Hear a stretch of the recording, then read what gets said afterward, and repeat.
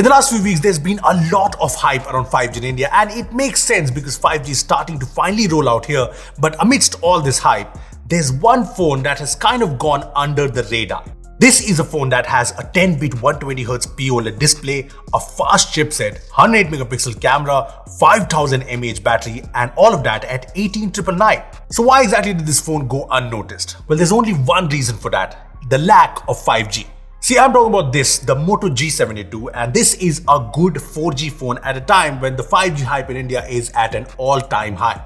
But I think this phone deserves a lot more attention. I say that because the G72 has a really good combination of specs and features that is almost rare these days under 20k.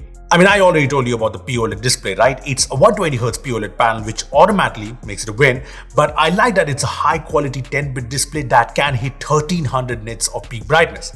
That is really good for a budget smartphone. I mean, the 120Hz refresh rate makes it really smooth in day-to-day usage, and you can see all the great OLED qualities, be it the punchy colors or the deep blacks, when the display is in action. This display actually looks really nice. Now, the display does not have HDR streaming support, but there is L1 support and movies look great, and there is a stereo speaker setup here which is nice and loud. One thing I like a lot though is that unlike almost all budget phones, this has a very symmetrical front. There's no weird chin at the bottom, and yeah, I like this look. Plus, the phone has an in-display fingerprint scanner which is fairly fast, and this is another nice addition because almost all phones in the sub 20k segment have side-mounted fingerprint scanners. Anyway, I also mentioned the fast chipset, right? The G72 is powered by the MediaTek Helio G99 chipset, which is more like an evolved version of the G90T, G95. I mean, it's built using the more efficient TSMC 6nm architecture. It has higher clock speeds, and it supports 120Hz displays and 100-megapixel sensors. The GPU is ARM Mali G57 MC2 clocked at 950 MHz, and there is support for MediaTek's Hyper Engine 2.0 Lite and Networking Engine 2.0.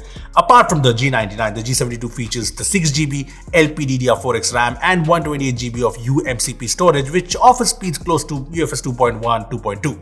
Now, these are the benchmark scores, and the benchmark scores are good, a little short of the Snapdragon 695, but it's still pretty good for this price range. Now, more importantly, the performance is really good. We know how power efficient chipsets are made by TSMC, and it shows in the Helio G99. It did not throttle in our 15-minute test or in our half-an-hour test, and even in our intensive 100 threads 1-hour test, it did not throttle. Now, these throttling results are actually incredible and so consistent. The temperatures are always around 35-36 degrees, which is really good, and the day-to-day performance of this phone is very good too. Everything feels smooth and responsive, but what's also good is gaming. The phone handles even intensive games like Apex Legends pretty well. There is the occasional stutter on the highest settings, but mostly it's very smooth. I also like that the phone does not heat up at all even after playing for an hour or so.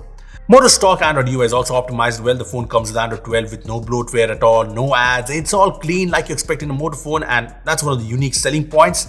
As for the updates, the Moto G72 is assured to get the Android 13 update, which is fine, but I would have liked at least 2 major updates. So the performance here with the G99 is good for the price, and like I said, this chipset powers other features in this phone, like say the 108-megapixel camera. I mean, these are the camera specs of the phone, and I'll be honest, I haven't extensively tested the cameras yet, but the 108-megapixel sensor seems to be bringing its advantages, like very good details, sharp and crisp shots. I also noticed some really good dynamic range in photos, which is always good. But one thing I'm not a big fan of is that the video recording is limited to 1080p. You can choose between 30 or 60 FPS, but there's only 1080p. The battery is a good 5000 mAh, and there is a 33-watt charger in the box. Not the fastest you can get in this segment, but it'll do. The battery though should last long, especially with the more efficient 6nm chipset.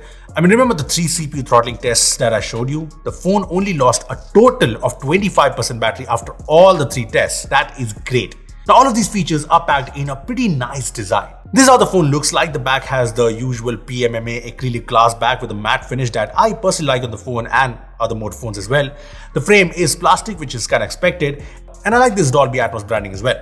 I also like that the camera module looks similar to the ones on the latest H30 Ultra and H30 Fusion, and the best thing about this design is that it's very lightweight at 166 grams and it's very slim at 7.9mm thickness. Now, this makes the phone very handy in day-to-day usage. Apart from this, there's a dual SIM plus microSD hybrid slot. The phone does have the headphone jack, and this whole design is IP52 rated for splash resistance. When it comes to connectivity, the phone has carrier aggregation support and it has Bluetooth 5.1, and in terms of Wi-Fi, there's Wi-Fi 5 dual band support. Look, to conclude things, the Moto G72 is actually a good phone at 18,999 and you can get the price even lower with all of these offers. Now I say it's a good phone because this gets almost everything right. It has a nice sleek design. The 120Hz OLED is actually very good. The performance with the G99 seems reliable and the software remains clean and nice in true Motorola fashion. Plus it has things like the in-display fingerprint scanner, stereo speakers, no chin on the front.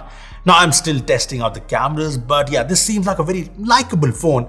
But at the end of the day, it is a 4G phone and that's what the debate is all about, especially because 5G is starting to roll out. Look, if we look at things practically, 5G will still take a lot of time to roll out properly. So if you are someone who does not care about 5G just yet and you want a good phone under 20K, then the G72 might make a lot of sense for you. So the question I have for you at the end is, will you buy a 4G phone in India now? Comment down below your thoughts. Also give this video a like if you enjoyed it. Make sure to share it and subscribe to our channel for more amazing tech videos. Thanks for watching. I'll see you in the next one. 3 Windows key shortcuts that will make your life super easy. Windows plus comma. You can use